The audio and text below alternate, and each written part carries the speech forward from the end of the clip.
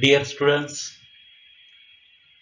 in the chapter ESOP shares, there are various subparts or components of which in the present lecture we are going to focus on distinction between oversubscription and undersubscription. In the previous lecture, we got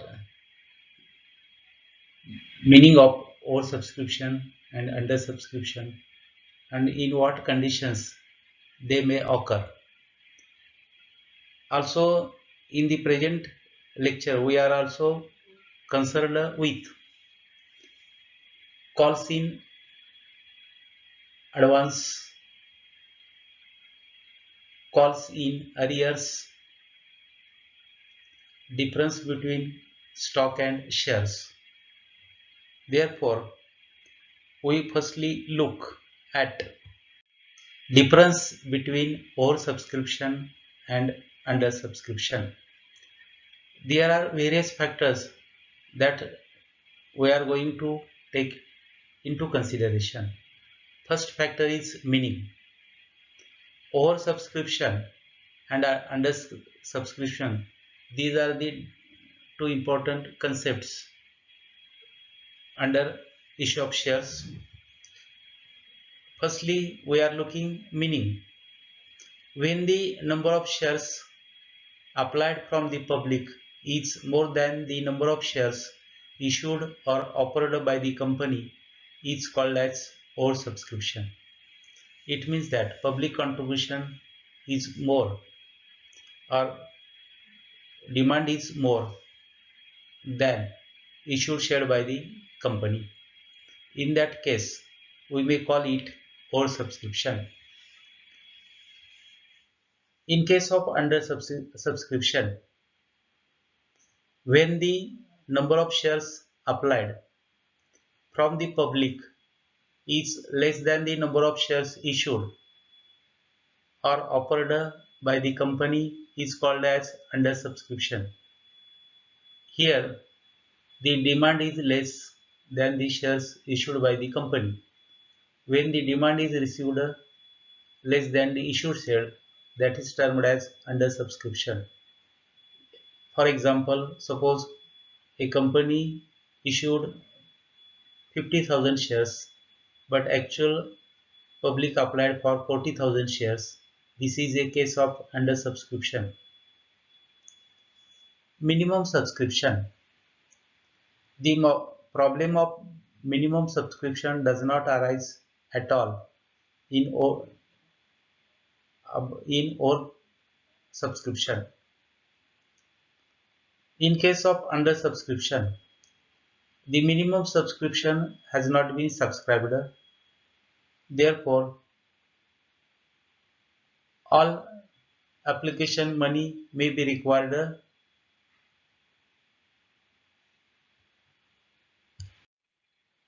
Acceptance. All applications are not accepted in full in case of oversubscription. It means that there are two options. One is reject all access application, another is reject some applications and access application money can be adjusted against allotment or call. But all applications are accepted in full in the case of under subscription. Refund of money. In case of oversubscription, the company refunds the money to the applicants whose applications have either been rejected or have been accepted partially. The question of refunds of money does not arise at all in under subscription. I am putting here example for getting idea in the best manner.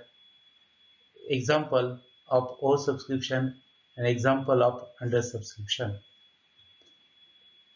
About oversubscription, suppose a company issued 80,000 shares and public applied for 1 lakh shares. Here issued shares were 80,000 and applied shares were 1 lakh. It means that we are not able to fulfill entire demand because of restrictions imposed on company, because issued shares may not be exceed than subscriber shares. In case of under subscription, the demand is less than the issued shares. For example, a company issued 1 lakh shares and public applied for 80,000 shares. It means public applications are issued less as compared to issued shares by the company. Journal entries.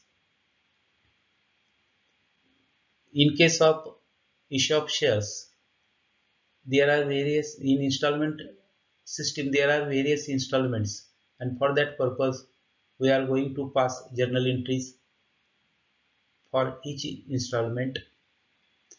While passing journal entries, it is necessary to remember that in case of oversubscription, while recording journal entries, consider issued number of shares instead of subscriber shares, except first entry. In first entry, we are taking all money received on account of application. In that uh, case, only first entry we are passing regarding all applications money received. Then next entries should be passed by considering issued shares rather than subscriber shares. In case of under subscription, while recording journal entries, consider subscriber capital or subscriber number of shares instead of issued shares. From these 2 points, we learn that in case of oversubscription, we are considering issued shares, but in case of under subscription, we are considering subscriber number of shares. Then we are focusing another aspect, that is calls in arrears. When a company makes calls on shares, some shareholders could not pay calls money due to financial difficulties. Such unpaid amount is called as calls in arrears or unpaid calls. A company makes call for collecting part of share capital. The calls are numbered as first call, second call, third or final call. But why some parties or shareholders are not able to pay the call money because of financial difficulties. Therefore, these amount not received on account of calls as termed as calls in arrears. While recording the transactions in the books of accounts, it is necessary to record the calls in arrears. The amount of calls in arrears is shown by way of deduction from the called up capital in the balance sheet. From this point, we noted that calls in arrears amount is deducted from called up capital, and it should be shown under share capital as called up capital in the balance sheet. The directors can charge interest not exceeding 10% on calls in arrears from the date of payment to the date of actual payment of call. This interest being income of the company and is credited to profit and loss account. Another aspect, that is calls in advance. It means money received before time. Calls in advance. It means company get money in advance. Some of the shareholders pay the entire amount on the shares allotted to them before the calls are made by the company. Thus, the amount paid by the shareholders in anticipation of calls termed as calls in advance. The company can accept such advance amounts provided the articles of the company permits to do it. Hence, as per the articles of company, a company can accept advance amounts. Calls in advance do not form part of the company's subscribed capital till respective calls are made, and as such, these amounts are credited first to calls in advance by passing the following entry. Suppose Mr. Anil had held 400 shares and at the time of allotment he paid entire amount, which includes allotment money, first call money and final call money. It means here amount received in advance about first call and final call. That amount should be recorded by passing the following entry. Bank account debit to calls in advance account. Suppose we have received advance of 5,000. The entry should be passed as bank account debit 5,000 to calls in advance 5,000, being narration for it being amount of calls in advance received. Surrender of shares. This is the another components we are going to learn under issue of shares. What means surrender of shares. After the allotment of shares, sometimes a shareholder is not able to pay further calls because of his personal financial difficulty or some other reasons, and he returns his shares to the company for cancellation. By considering financial difficulty of a particular shareholder, he is not able to pay the further calls. Therefore, he surrenders his shares to the company for cancellation. Such voluntary return of shares to the company by the shareholders is called as surrender of shares. Surrender of shares has no separate accounting treatment, but it will be like that of forfeiture of shares.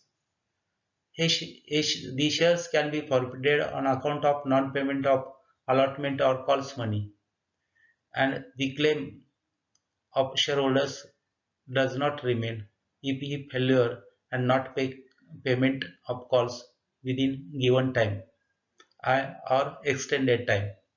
So, on account of non-payment, his shares will be forfeited and earlier amount paid by him, say on application and allotment, could not be refunded to that particular shareholder. Now we are concerned with stock and shares. Stock is the consideration of the share capital into one unit divisible into different parts. It is expressed in monetary terms instead of so many shares. Any fraction of stock is transferable. A stock is the fractional amount of the capital of the company, but a company cannot make an original issue of stock. A company must issue fully paid shares and then proceed for conversion of shares into stock. Shares of a company are converted into stocks provided the articles of association of a company authorize the company to do so. It is another type of unit of capital of a company. The transfer of stock avoids dealing with the distinctive numbers as required in shares transfer and thus facilitates transfers and saves considerable clerical work. Lastly, we are concerned with distinction between shares and stock. Shares. A share may be fully paid or partly paid. Suppose a face value of a share is 10. This amount rupees 10 is entirely collected, that is called as fully paid share.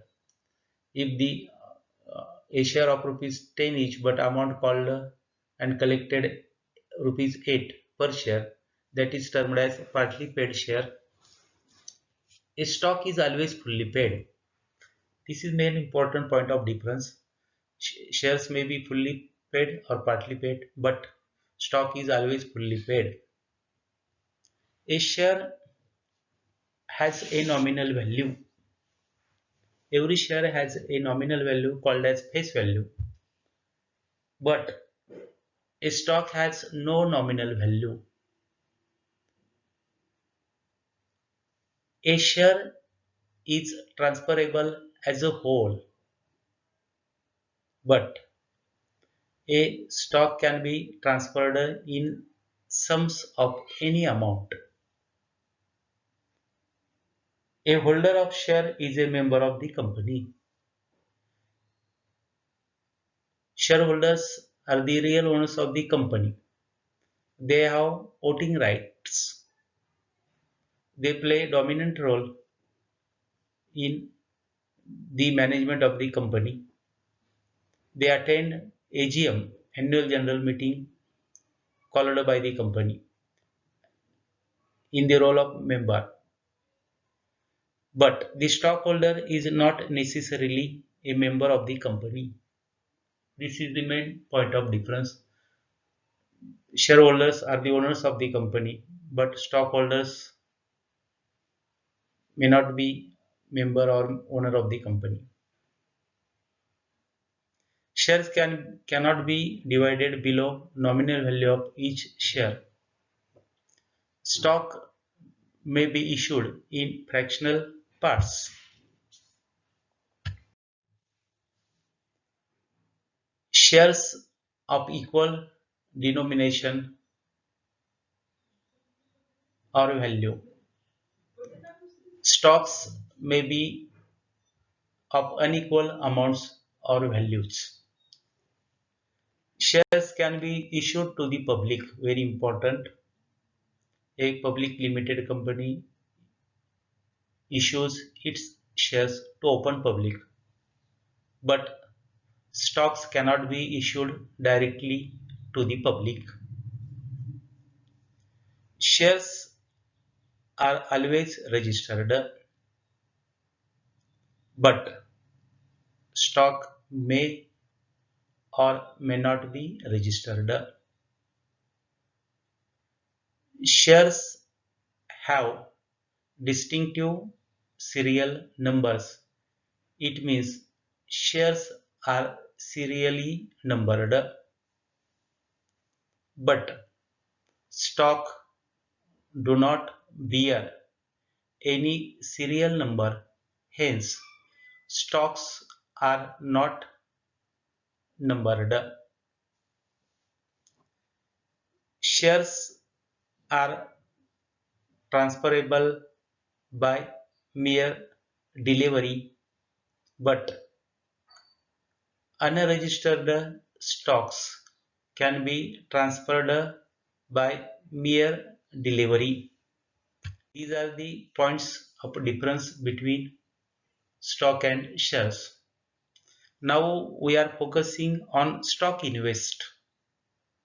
This term stock invest, what exactly it means? Stock invest is an instrument recently introduced by the government to avoid loss of interest to the applicants on their application money laying with the company till the date of allotment. This is stock investment is a recent introduced instrument by the government. By making use of this instrument, the applicant is not required to remit application money along with the application for the shares applied for by him. The applicant has to deposit the application money with the bank with which the facility of stock invest is available. The applicant thereupon gets stock invest instrument from the bank. It means that stock invest is the instrument which is available in the bank and which is to be attached to the application after having filled in necessary information therein. On allotment of shares, the company gets the requisite amount from the bank. If no allotment or partial allotment is made, the applicant encashes stock invests with the bank. The bank allows interest on the amount deposited till the amount is recovered by the company or by the applicant on non-allotment. In this part, we learned difference between oversubscription and undersubscription. Also, we focused on what exactly call in arrears, calls in advance. Also, we considered a difference between stock and shares. And lastly, we concerned with stock invest. So, this is the part of issue of shares. Under this chapter, we must know these concepts for better approach regarding practical. So, in this part, we properly get an idea about difference between stock and shares and what position of the company in case of raising capital from the public and where we call oversubscription and undersubscription. And lastly, we focused on stock invest, that is instrument recently introduced by government. In this way, I am concluding my presentation here. Thank you.